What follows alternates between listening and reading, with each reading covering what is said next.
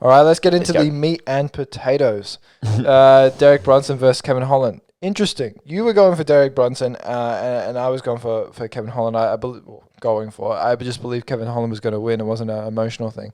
But the main takeaway I saw was that this was the first time that these guys went into the championship rounds, right? And I got to see what kind of level of conditioning. And to be honest, Brunson's conditioning wasn't that good either. Holland's conditioning was a bit better. Obviously, being the thinner, lankier guy, could probably make welterweight quite comfortably.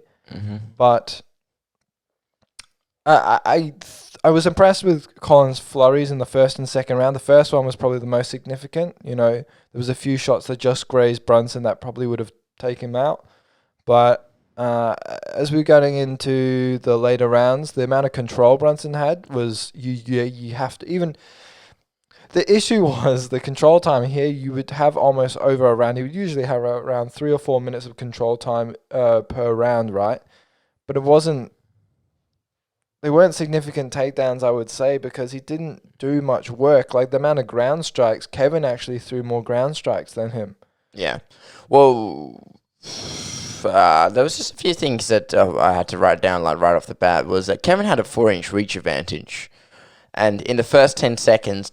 Herb Dean just goes, watch those fingers, because he doesn't want another eye poke, and I think he's getting a little flack because he wants to take those eye pokes so much. Well, one thing that he's actually doing now is he's actually going backstage to his fighters, and he says he's trying to be a lot more strict now with eye pokes. Yeah, and so if he sees you doing this, he's going to be like calling you, give you a verbal warning.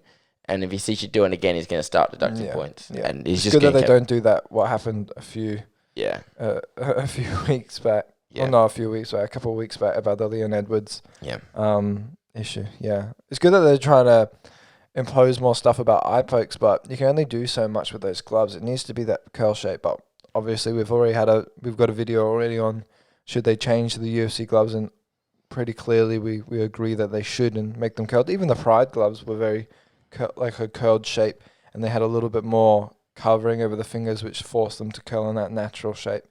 It means they don't really expend any more energy holding their hands anyway, just to keep them closed in the first place. But it's good that they're stopping the eye pokes just as much, especially when someone like Kevin Holland, he likes to have open palm, and it looks like he actually wanted to touch gloves, but you're not too sure. He uses that very, very long guard when just to make distance as well with those long limbs.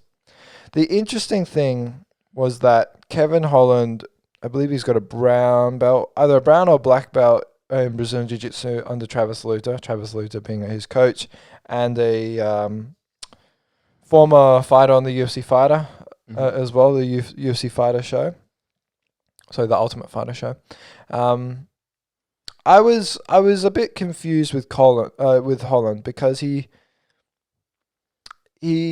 would continue to talk to Brunson, which is good for breaking down a fighter or just being himself and being relaxed in the moment. I get it, right? He's expending a lot of energy talking.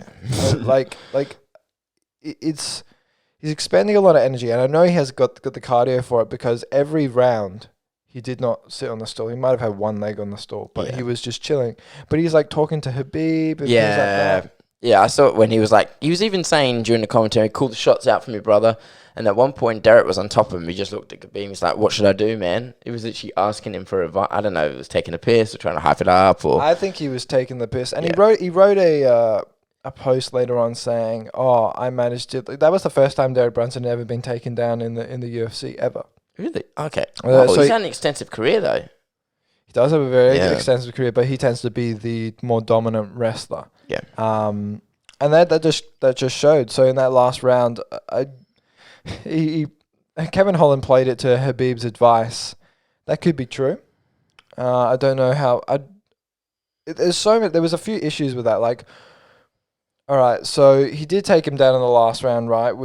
But it didn't really lead to anything significant. Yeah. And I would say Brunson was very fatigued. Yes. He was just almost laying on top of him at the end. I mean, because he was expending so much energy. Well, one thing, the reason why he expended so much energy was because he attempted the arm triangle from the half guard in the second round. Yeah. And that's becoming increasingly a thing now.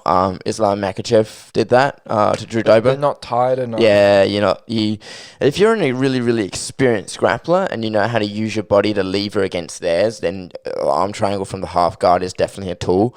But if you're someone doesn't really have that much experience, or if you're tired, it's quite hard to get that submission. I think Brunson could have got it because, well, Kevin Holland was talking to him while he was still in the chokehold, but the issue was being still in half guard, right? If you do want to submit someone in half guard with a triangle choke like that, you got to be strong. They have to be tight as fuck. Yeah, they have to be. It worked for Islam Makhachev because obviously that squeezing pressure that the Russians have is different, as well as Drew Dober. He was getting dominated that entire fight. He was so tired being on bottom, trying to escape. He had Islam's weight on him the entire time. Nah, that's the only reason it worked. And I understand what your meaning is. Derek kind of gassed himself, and especially gassed out his arms, trying to squeeze the life out of Holland when he wasn't really in the best. It's usually with BJJ, you're thinking position before submission, and he wasn't really in the best position to submit him in half guard with that kind of choke. I would have liked if he just kind of postured up and just rained down hammer fists on him. And because considering, I believe in that round, Kevin still outstruck him on the ground. I think it was like 7-6 ground strikes, right? There was a lot of issues I picked from that. One I picked was Derek Brunson's cardio. Yeah. And cardio was an issue for sure. Well, it's just if I felt like it would have been a completely different game if the fight was standing up a little bit more, was because Kevin scored a knockdown in the first, pretty much. I think it was in the first or second round.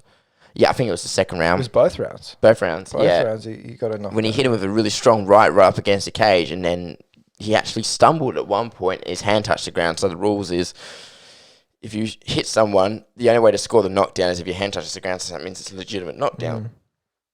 So that was what made the round just a little bit more razor thin. But Derek just resorted to using his takedowns, and he he sort of understood that even though Kevin Holland, even though he's a very high level grappler, he just didn't have enough defense over his offense. So therefore, he just scored more points just from those takedowns, whenever they were significant or not. Yeah, I think Holland's takedown defense, he's usually got very good takedown defense. He's usually very slippery. He's got very long limbs, similar to Israel Adesanya.